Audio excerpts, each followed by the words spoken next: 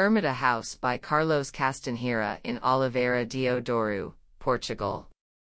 As Casas da Ermida, the name I gave them because it is the name of the place.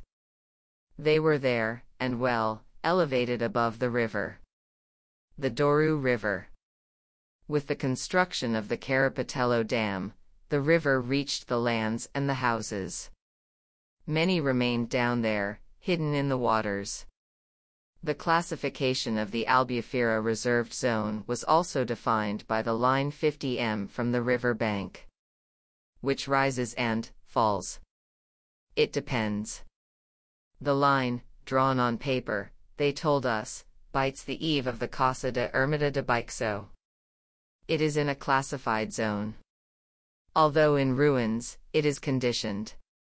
The Casa de Cima is free from this rigorous line, and freedom is always desired, welcomed.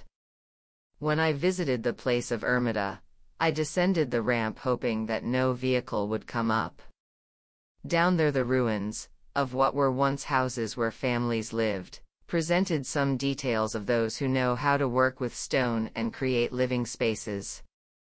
Remains of homes that ceased to be due to the demands of modern times. Because of the beauty of the place, it may seem strange for someone to no longer have the desire to live there. Only necessity forces leaving so much behind. What remained gave way to ruins that were gradually partially occupied by nature.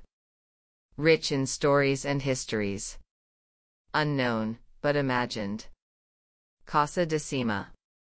What to do with what was only a memory? The new owners, excited by the beauty of the place, imagined transforming those stones into space, comfort, rest, and a gathering place for family and friends.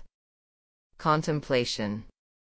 The intention of the purchase implied its recovery.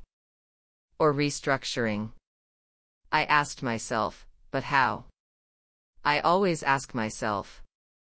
We cleaned what nature had taken over, with time helping. Gradually, the shapes of the stones, the contours of the volumes, the sun, and the light become better understood. We stabilized what existed, intervening but without altering the morphology of the old house. We reintroduced wooden structures. Here and there we risked a wider fenestration. Over the river. Below, the kitchen and the living room. Above, a bedroom and a bathroom. The volume is what it already was. The materials are the same, except for the waterproofing of the roofs, opting for laminated zinc, which better adapts to the convoluted geometry. And quality. Casa de Cima, almost attached to the one below, but outside the classified area, about 55 meters from the river bank, everything seemed easier, more immediate. But in architecture, what is immediate is treacherous. Moisture problems to solve, as it arises from the stone which is also the wall. Walls to stabilize, wooden structures, in the floors, walls, and roofs. One single house, but two volumes and two roofs. Trying to unite them would be a mistake. Although two houses and two distinct processes, they understand each other as a whole and interact volumetrically with the help of the materiality and textures of the few materials that construct and cover it, the granite tired by time, on which volumes were mounted in wood covered on the outside with slate slabs and on the inside with birch plywood. The floors, interior and exterior, were covered in multicolored slate. Restructuring a ruin involves the introduction of infrastructures, once absent but now indispensable. They are there. The concern was for them to stay out of sight and close to the unnecessary. Nature was cleaned of what was invasive or excessive.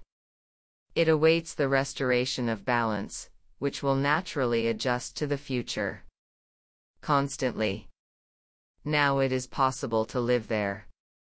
It seemed at times that they didn't want to. Perhaps because the tip of the roof's eave is 49.5 m from the river bank. Perhaps it is planning. Porto, Istanbul, June 5, 2023. Carlos Castanheira.